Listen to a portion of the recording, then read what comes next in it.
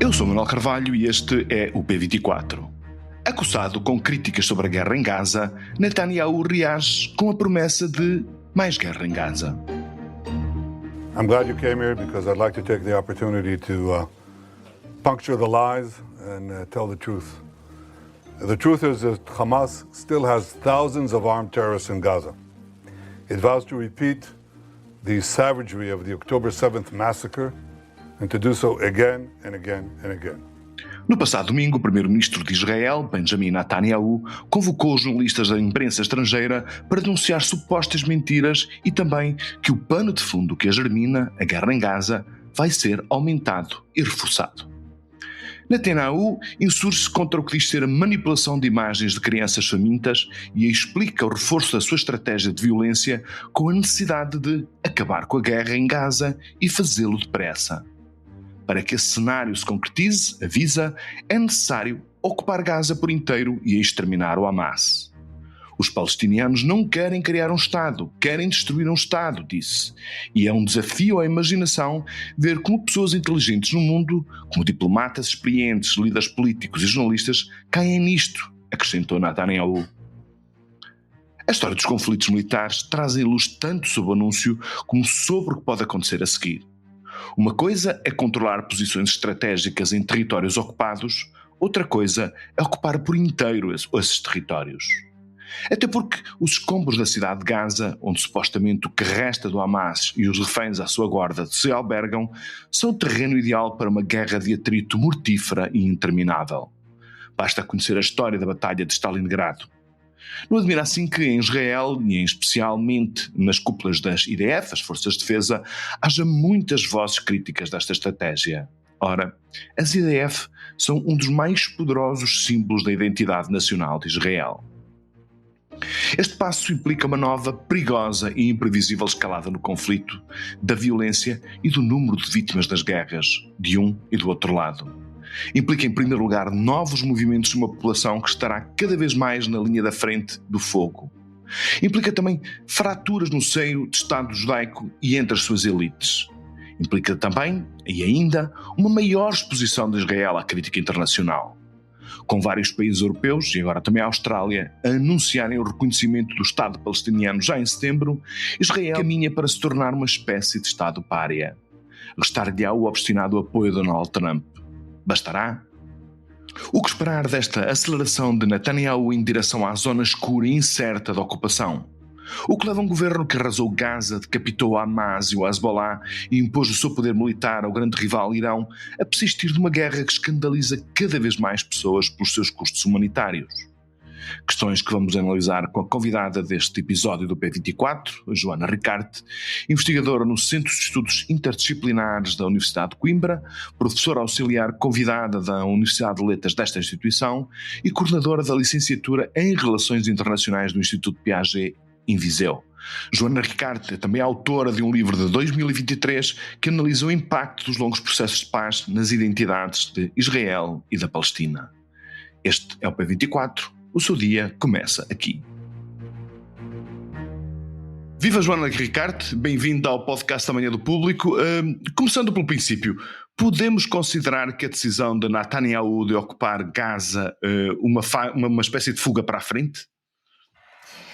Muito obrigada pelo convite. Eu diria que não. A ação de Benjamin Netanyahu, a tentativa de ocupação da faixa de Gaza, faz parte do que tem sido o desígnio antigo de um governo que tem agido no sentido, de facto, de terminar com o conflito israelo-palestiniano através da ocupação de território, da desapropriação, da demolição de casas, da expulsão das pessoas e da limpeza étnica para todos os efeitos.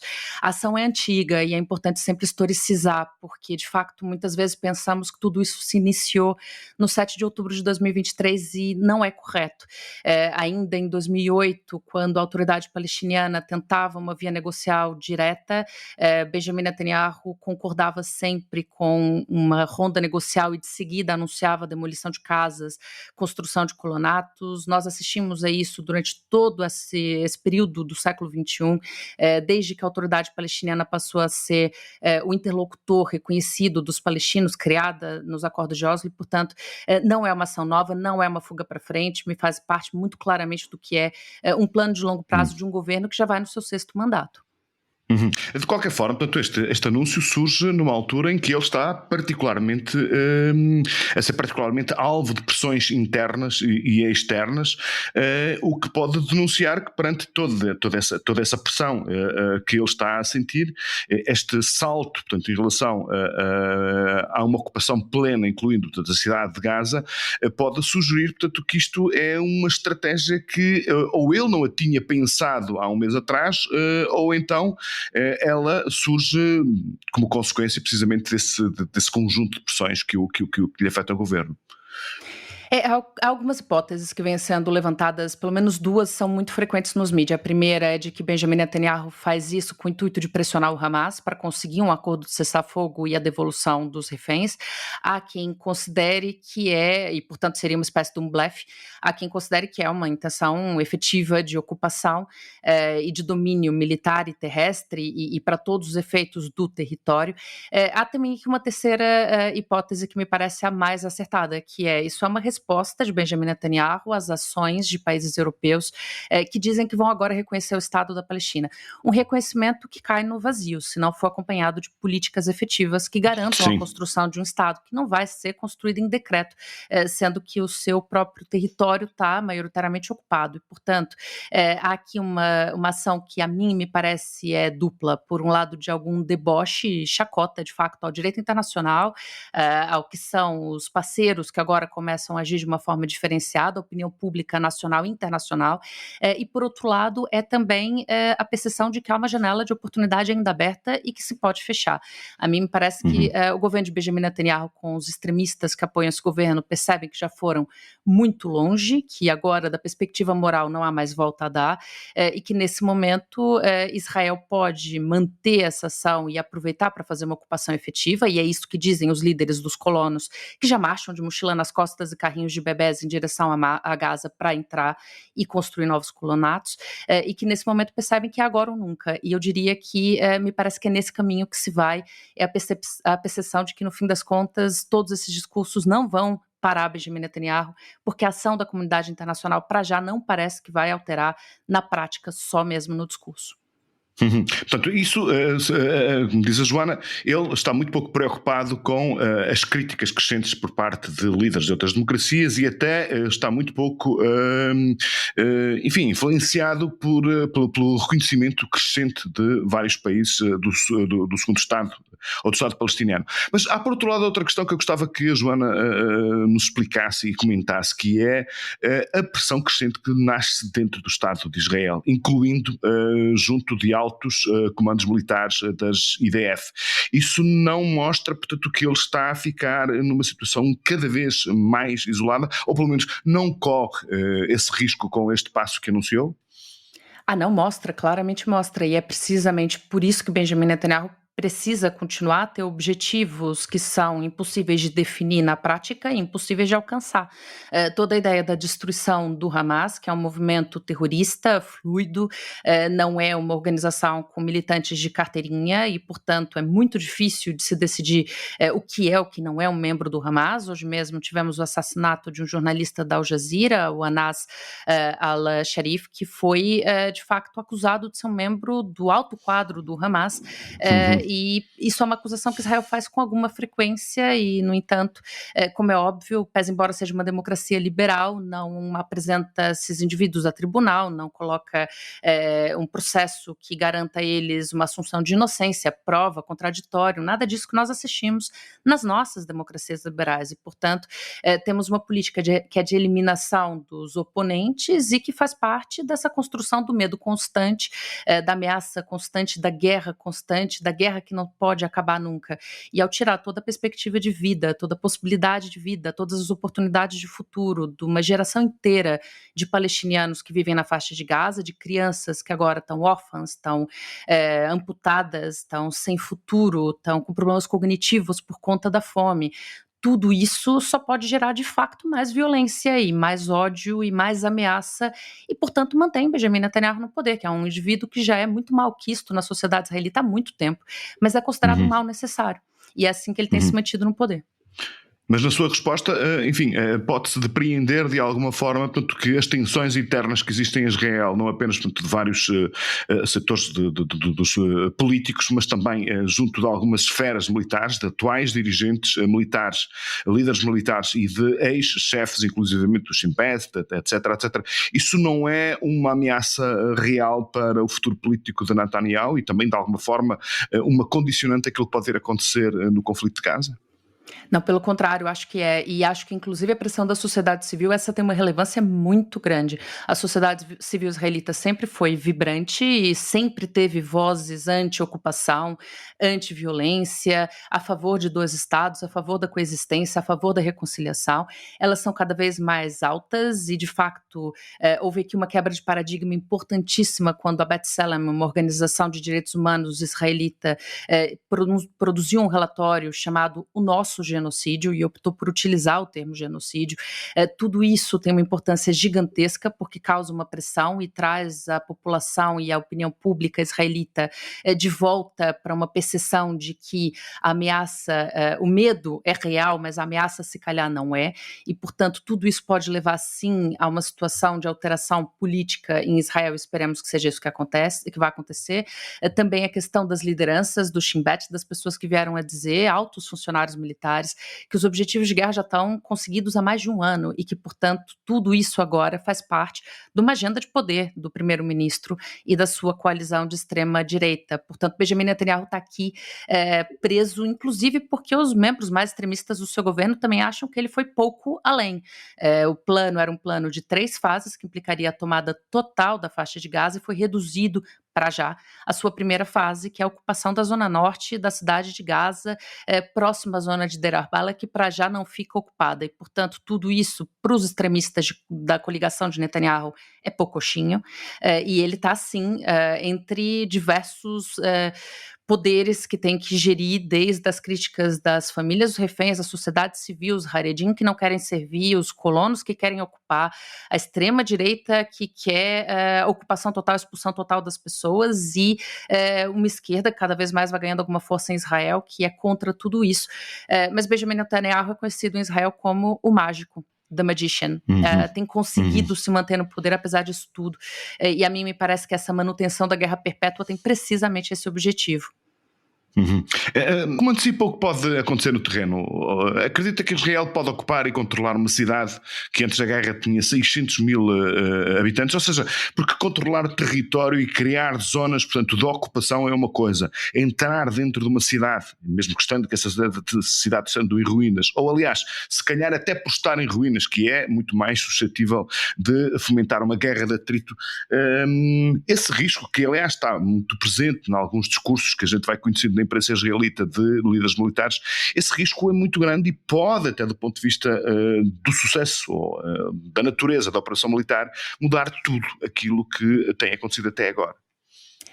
Bom, eu não sou especialista militar, mas do meu conhecimento também do terreno e do que nós sabemos que é a capacidade operacional do Hamas, o que eu diria é que, para começar, o controle da faixa de Gaza já é total. Israel ainda, no início do século XXI, chegou a destruir o único aeroporto que havia na faixa de Gaza, controla ar, terra e mar já há décadas, desde o cerco que foi estabelecido em 2007, e, portanto, há já o controle efetivo. O controle do território, especificamente onde estão as pessoas, e estima-se, a ONU estima que são 800 mil pessoas que viriam a ser deslocadas mais uma vez, todo mundo na faixa de Gaza já foi deslocado pelo menos uma vez para sul, para essas zonas de ajuda humanitária. Enfim, me parece que é um plano que tem sido construído, desenhado à frente dos nossos olhos, quando a Gaza Humanitarian Foundation, a fundação dita humanitária de Gaza, apoiada por Israel e pelos Estados Unidos, foi criada. Ela interrompeu 400 postos de distribuição de ajuda pela ONU e transformou isso em apenas 4, um deles na zona de Deir al-Balah, que é nessa zona central-norte, e os outros 3 na zona de Rafah e na zona de Khan Yunis, que são no sul da faixa de Gaza, onde agora se pretende construir a tal da cidade realidade humanitária. Portanto, a ideia que tem sido muito claramente dita e repetida, não é especulação da minha parte, é dito por esses líderes todos, toda a intenção está aí, e me parece muito claro que a justiça internacional vai lá chegar também. As declarações de intenção são feitas todos os dias. O que nós sabemos é que a ideia sempre foi puxar as pessoas para baixo, para a zona sul da faixa de Gaza, através do desespero, da fome, da falta de condições de vida na zona norte. Portanto, me parece que sim, me parece que é viável, porque o plano tem sido esse, tem sido estabelecido nesse sentido, me parece que é aí que vai ser cumprido. Mas de qualquer forma, portanto, com a ocupação da cidade de Gaza, uma ocupação efetiva, é de prever, portanto, que haja mais violações do direito militar internacional, que haja mais deslocamentos forçados da população, ou seja, portanto, que todos aqueles sinais de extrema violência que nós estamos assistindo desde outubro de 2023 se agravem. Portanto, há essa previsão. A Joana partilha dessa possibilidade. Que haja uma limpeza étnica para todos os efeitos, a expulsão das pessoas, que não é voluntária de todo, da zona onde elas residem, vai ser uma limpeza étnica para todos os efeitos, que é uma das dimensões que constitui o crime de genocídio, essa expulsão das pessoas que não é voluntária das suas casas, esse deslocamento maciço de pessoas é o que é o mais provável que aconteça, acompanhado de fome, acompanhado de mais dificuldade de prestar apoio hospitalar às pessoas que estão feridas, isso sem falar das mulheres grávidas, das pessoas que são idosas, das crianças de colo, das pessoas gravemente feridas que vão ter muita dificuldade de se deslocar e, portanto, me parece que sim, a se concretizar será uma catástrofe humanitária ainda maior do que a que assistimos e, de facto, não tendo aqui capacidade de prever o futuro, o que eu posso dizer é, se não houver alteração da política internacional, se não houver qualquer nova carta posta em cima da mesa que obrigue Benjamin Netanyahu a alterar a sua política, me parece que sim, caminhamos para isso e caminhamos para uma situação vergonhosa que vai ficar nas páginas da história e que todos nós vamos ter vivido e assistido em direto a guerra, enfim, o genocídio mais bem noticiado que nós já tivemos na história contemporânea. Me parece que é exatamente para aí que caminhamos. O genocídio na era digital. Joana, Ricardo, muito obrigado por ter vindo ao P24. Foi um prazer tê-la aqui connosco uma vez mais. Obrigada, Manuel. Bom dia. Faz quase 40 anos que estive cá na Faculdade de Letras a fazer conferências no curso de Luís Filipe Tomás, precisamente.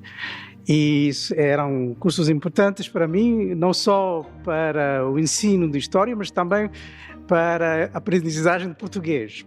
As palavras que acabámos de ouvir foram proferidas pelo historiador indiano Sanjay Subrahmanyam no ano passado, na Faculdade de Letras de Lisboa.